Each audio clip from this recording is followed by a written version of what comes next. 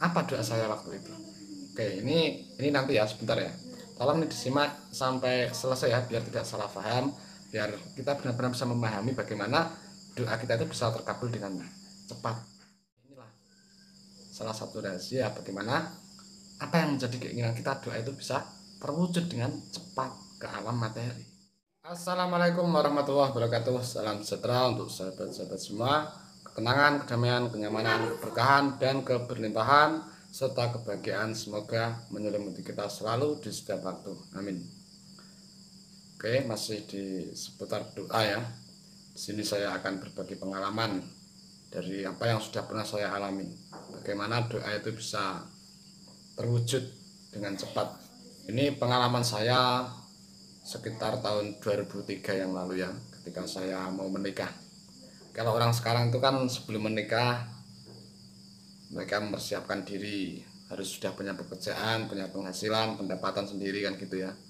Dan itu memang bagus. Kalau saya waktu itu ya bonek ya, bondo nekat. Jadi belum punya pekerjaan, belum punya pengalaman kerja apapun, dan belum punya penghasilan, tapi nekat. Artinya berani menikah sebelum punya penghasilan sendiri, sebelum punya pekerjaan tetap, itu ya bisa dikatakan nekat kan gitu ya.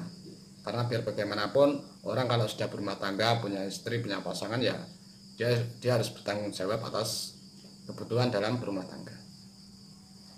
Oke, ceritanya begini. Karena saya tidak bekerja, tidak punya pekerjaan, juga tidak punya penghasilan, jadi saya tidak punya uang. Sepeser pun saya nggak punya. Bahkan untuk beli rokok saja itu ya sebenarnya malu ya, karena masih minta sama orang tua. Tapi ya mau gimana lagi. 1 minggu sebelum hari H, acara akad nikah itu ya, acara pernikahan mantu kalau orang Jawa itu, kalau orang desa itu mantu, saya nggak pegang uang sepeser pun, serupiah saja saya nggak punya uang. Kemudian bagaimana kondisi batinnya saya saat itu? Ya alhamdulillah, kalau kondisi batinnya itu biasa-biasa saja, damai-damai saja, tenang-tenang saja. Jadi nggak ada sesuatu hal, tidak ada sesuatu hal yang menjadikan saya itu berkeluh kesah, terlalu susah, sedih, itu enggak. Itu kalau kondisi batinnya saya. Dalam keadaan saya tidak punya uang pun saya tidak menilai, saya tidak menghakimi bahwa keadaan saya saat itu adalah sesuatu hal yang buruk, mengenaskan, itu enggak. Intinya saya tidak menilai apapun, tidak menilai itu baik, juga tidak menilai itu buruk. Jadi di antara baik dan buruk, netral-netral saja gitu ya. Mungkin karena tidak ada penilaian atau penghakiman itu ya, sehingga yang saya rasakan di sini juga biasa-biasa saja, datar-datar saja. Tapi saya juga sadar, biar bagaimanapun masa orang mau menikah itu nggak pegang uang sama sekali. Sehingga dari situ saya berpikir saya harus punya uang. Tapi saya tidak memaksa ya, saya tidak memaksakan diri harus atau wajib punya uang, meskipun saya menyadari saya butuh uang. Itulah keadaan kondisi batinnya saya saat itu. Ini sangat penting ya bagi kita, karena ini adalah termasuk salah satu pola bagaimana suatu keajaiban itu terjadi, bagaimana doa itu bisa mewujud, menyata ke alam materi sesuai dengan apa yang menjadi doa kita. Ini termasuk polanya ya. Kemudian karena saya juga menyadari bahwa saya butuh uang, maka saya terdorong, tergerakkan untuk berdoa. Apa doa saya waktu itu? Oke, ini nanti ya, sebentar ya. Tolong ini disimak sampai selesai ya, biar tidak salah paham, biar kita benar-benar bisa memahami bagaimana doa kita itu bisa terkabul dengan cepat. Untuk doanya apa yang dibaca itu ranah luar ya, itu nggak begitu penting. Artinya itu nomor belakang, karena yang terpenting adalah bagian di dalam diri kita. Saya ulang lagi, yang pertama kondisi batinnya saya itu netral. Saya tidak menghakimi bahwa keadaan saya itu sangat mengenaskan, menyedihkan, jelek, buruk, itu enggak. Biasa-biasa saja. Dan untuk memenuhi apa yang saya inginkan, untuk merealisasikan apa yang saya inginkan, maka saya melakukan sebuah ritual. Waktu itu saya, dalam pikiran saya ya, saya ingin melepaskan apa yang menjadi keinginan saya, agar apa yang saya inginkan ini benar-benar terpenuhi. Dan saya melepaskan keinginan ini pun harus tepat sasaran. Kemana saya harus melepas? Ya tentu saja kepada Tuhan, karena apa yang saya inginkan ini semua itu milik Tuhan, dan hanya Tuhan yang bisa mewujudkan, memberikan apa yang saya inginkan. Sehingga saya lepas ya, saya lemparkan apa yang menjadi keinginan saya itu pada Tuhan. Nah ini ternyata sesuai dengan dalil itu ya, wa idza azamta fatawakkal 'ala Allah. Ketika engkau menghendaki sesuatu, punya azam, punya maksud, tujuan, punya keinginan, fatawakkal 'ala Allah, maka bertawakallah kepada Allah. Artinya ini kita melepaskan apa yang kita inginkan. Apa yang kita inginkan itu kita lepas kepada Allah. Karena semua yang kita inginkan itu ada di sana, sasarannya itu ada di situ. Dan karena waktu itu adalah siang hari, maka saya pun melakukan sebuah ritual ya sesuai dengan waktu ya, sesuai dengan apa yang saya ketahui. Kemudian saya berwudu, melakukan sholat duha. Waktu itu sekitar jam 10:30-an. Saya sholat duha 2 rakaat, kemudian saya berwasilah seperti biasanya ya, ila hadratin Nabi Mustafa Muhammadin sallallahu alaihi wasallam wa ila hadratus Sultan Auliya Sayyidina Syekh Abdul Qadir Jailani. Kemudian wasilah kepada semua orang-orang soleh ya, pada jami'il muslimin muslimat. Ini sudah umum ya kalau hadrah semacam ini. Setelah itu saya membaca Fatihah 99 kali. Kemudian saya baca istighfar sebanyak-banyaknya, baca sholawat sebanyak-banyaknya, la ilaha illallah. Dan setelah itu barulah saya berdoa. Saya berdoa pun tidak langsung meminta apa yang saya inginkan. Saya khususkan, saya mendoakan sebanyak-banyaknya orang. Saya mendoakan orang lain, intinya begitu. Barulah setelah semua saya doakan, saya mengutarakan. Sebenarnya di dalam berdoa ini saya tidak memaksa ya. Saya hanya mengutarakan apa yang ada di dalam benak saya. Apa yang menjadi unek-unek saya itu saya utarakan gitu aja. Saya yang mengatakan hanya bermunajat ya. Bisa dibilang doa, bisa dibilang munajat ini ya. Karena seolah-olah saya itu sedang berdialog dengan Tuhan. Saya menyampaikan keadaan diri saya bahwa saat ini saya tidak punya uang. Tapi bukan berarti ini keadaan buruk. Ini sudah baik adanya. Dan apa yang sedang terjadi, apa yang sedang saya alami saat ini sebenarnya sudah baik adanya. Terima kasih. Alhamdulillah saya masih bisa menerima dan menikmati hidup yang saat ini saya rasakan. Tetapi saya juga merasa bahwa saat ini saya butuh uang.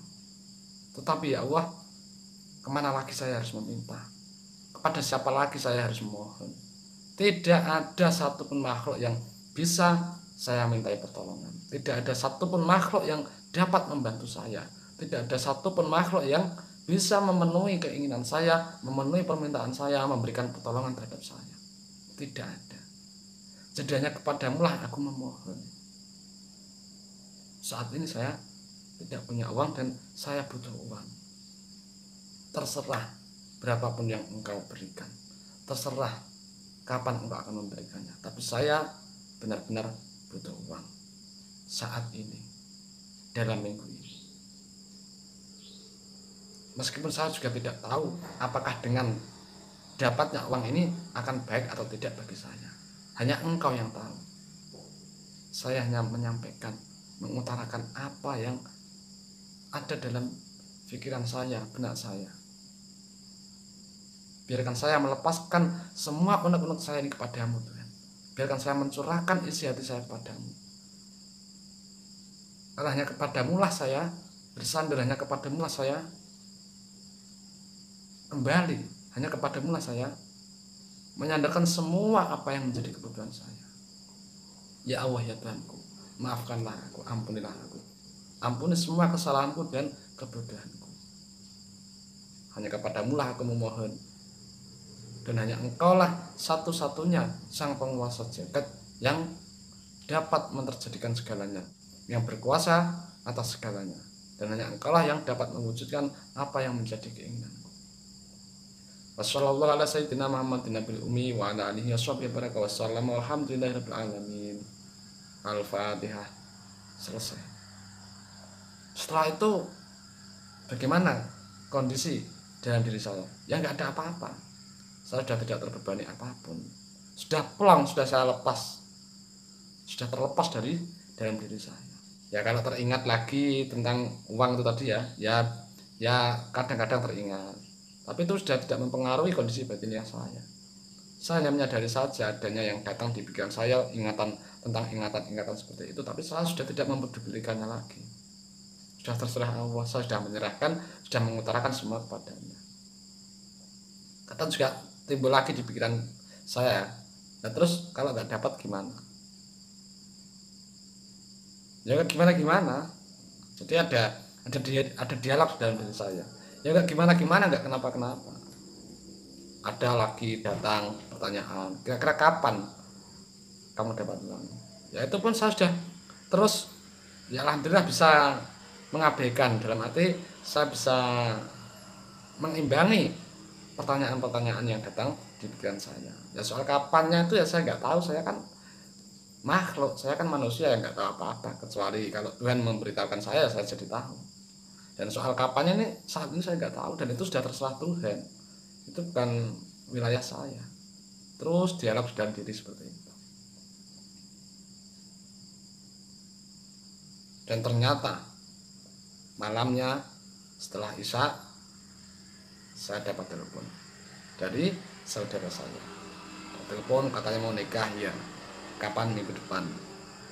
Dan sudah, ini ada sedikit uang sudah saya transfer ke kamu, dan memang saya bisanya membantu segitu, ya tolong diterima, dan mohon maaf saya tidak bisa datang.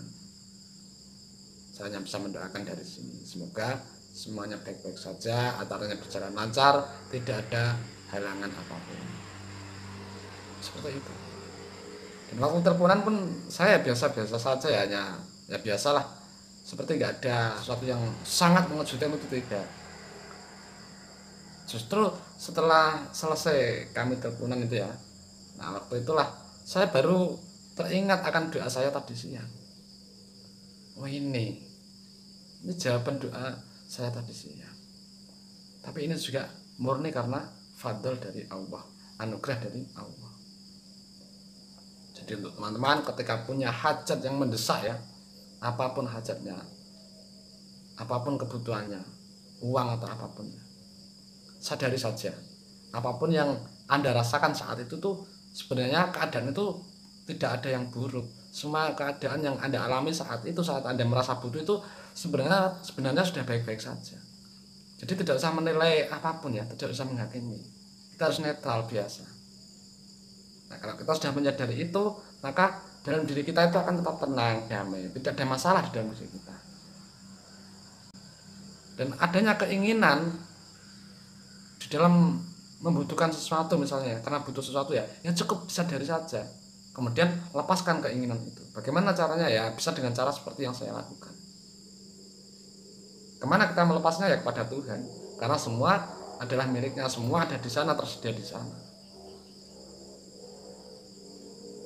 Setelah melakukan, ya sudah selesai, artinya sudah gak ada yang perlu kita tunggu-tunggu. Yang terpenting kita sudah